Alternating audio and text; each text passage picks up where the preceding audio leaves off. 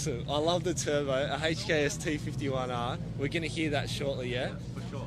Billet plates, man, this has a lot going on. Talk me through the engine specs initially. So it's just a standard. It's all Series 6, Series 4 turbos, Series 6 mid plate with a mild bridge port, and we kept the bridges pretty big on the billet boss plates. We're running 2200cc injectors and 1750 primaries. So it's actually got 4 secondary injectors just to keep the fuel nice and high. I don't know, it's kind of pretty simple in reality, man. The turbo does a lot of the work. Series 6 intake, rotary left throttle body.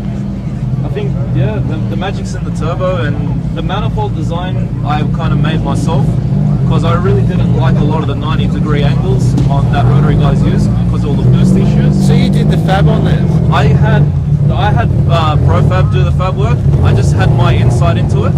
Yeah. Okay, so you designed all the stuff. Yeah. Bro, I cannot wait to hear this turbo, man. Yeah, it must sing. What sort of boost is it running? On the street, we're on 14 pounds. At full noise, it makes 620 on 35 PSI. Okay, and the wastegate setup? It's a HKS 60mm wastegate. I wanted to just keep everything HKS, so that way everything runs smoothly together. Yeah, you keep it all the same. Yeah. Intercooler setup? That's the radiator and intercooler setup is all custom by ProFab. I had it all custom made because I wanted everything behind the grill. I wanted it to look as factory as possible. Yeah, Factory, yeah. But like, I wanted the car to look like a street car. Yeah. And fuel that it's running? On the street, we're on pump, and when eventually we race, it'll be on E85. Okay, any, methanol spray setup? Nothing. It's just 620 at 35 PSI on E85, and it's happy there. So we'll see how we go in the future because I've never raced it, but it's all R&D still. Yeah, but the car's reliable, and that's what matters. And what sort of numbers do you think it'll make down the straight? I'm really hoping it'll go on mid-8, but to be realistic, if it goes a really low 9, I'll be over the moon. Yeah. Okay. But with the chassis setup in the car, I had the chassis built to handle 7s. So eventually when I upgrade the turbo, we can dip into those numbers. So what's the diff setup in it? It's got a 9-inch in it with a ladder bar rear end, and then I've got chassis connectors all the way to the firewall. So wow, it's essentially a 3/4 chassis car. Wow. Yeah. ECU setup? It's an old ECU. Now it's a Haltech PS2000. I can show you if you like. Yeah, man. Yeah, let's have a look. Yeah. It's all visible. And what's going on inside the cabin? My friend at Concept Garage did the interior. It used to just be a sheet alloy dash. He made a custom center console with a R32 GDR lid, Kirky seats retrimmed, Haltech ICQ dash, and just all the buttons on the steering wheel are for the line lock and the bump box. With the parachute handle. Just need to finish it off with the cover. But I had the computer. I set up the computer here, so everything's easy access and easy to work on. Oh, nice, man. Yeah. And what's going on with the inside the rear? So this is where everybody starts to actually lose their mind because of the second radiator. So I had a lot of issues when I was cruising it with overheating issues. Sorry, can you? Yeah, I had heaps of issues with it. So I did a second radiator setup, and the car dropped 15 degrees cruising on the streets.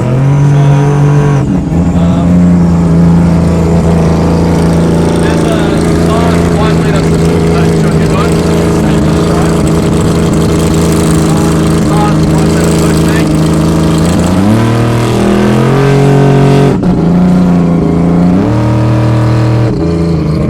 That sounds like it's got to be 20, man. Yes, 100%. So I got the valve opens.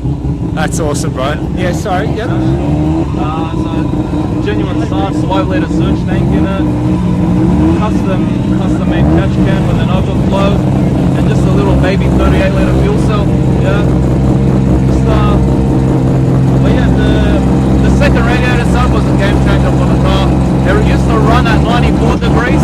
Now I can cruise happily between 82 and 87 depending on the day. Like on a 35 degree day, the car won't go over 87. Johnny's renowned for his cooling systems running these other tanks, isn't he? Yeah. He seems to really have it sorted. Yeah. Man, who did the panel and paint?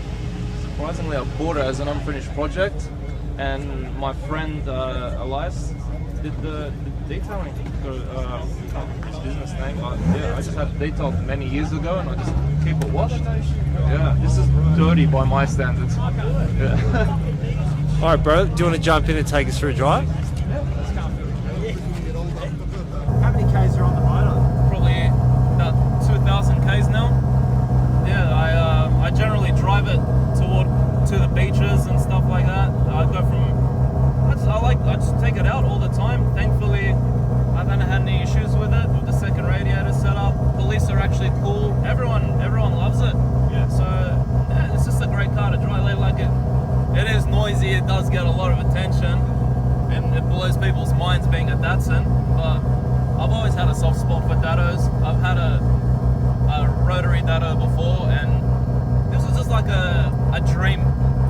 And the funny story is with this car was it was always supposed to be a 10-second car, and Johnny laughed at me because I used to work at JC Racing. Oh, no shit, yeah. bro. Oh, So he laughed at me. He's like, 10-second car, is that it? Is that all you're good for? Yeah. I was like, you know what? I'm gonna build an 8-second car. And he laughed at me. He's like, yeah, whatever. Being 10 years ago, an 8-second car wasn't as normal. Yeah. 10 years later, Here we are. next year we're hoping to race, and the goal is to run an 8, and then I can finally say I did it. What about doing skids? Because Johnny's pretty, motivated for Get a burnout cars. scene, yeah. Yeah. I've never done a burnout in this. There is footage of me doing a power skid on YouTube down the whole main straight of Eastern Creek. That was fantastic. It blew a lot of people's minds. That was about 7 years ago. That was before the billet motor was in it.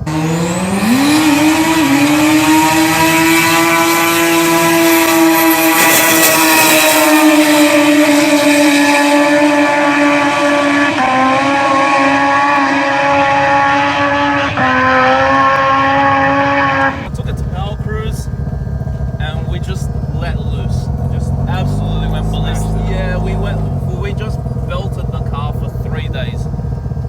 And I was like, all right, I'm gonna have a go in the power skids, and got a bit of practice in, and by the third power skid, we just laid it, and it got to the point where I had to stop because I was running out of space. Like the car just kept going. Yeah, and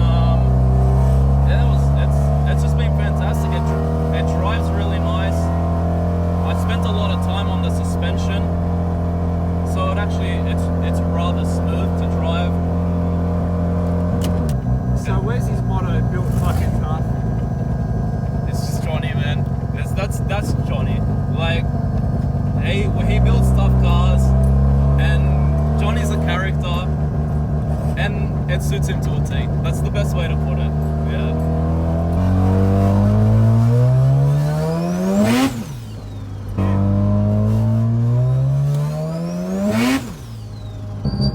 What are the brakes set up on it? They're aerospace components. So I don't run a booster, so it's a 1-inch master cylinder, 4-piston rears, and 2-piston fronts. I started building this car when I was 23, and I'm 34 now. So it's a part of who I am. It's a part of like my personality. I see it as on the outside, it's pretty tame, but on the inside it's like, yeah, it's cool. But I stuck with a 13B because everything fits behind the grille, and you pop the bonnet and you look at everything else. A 20B it just sounds like this fucking demon is gonna come and kill you. You know what I mean? And especially at noise. Thanks, heaps, man. That's Good, been man. awesome.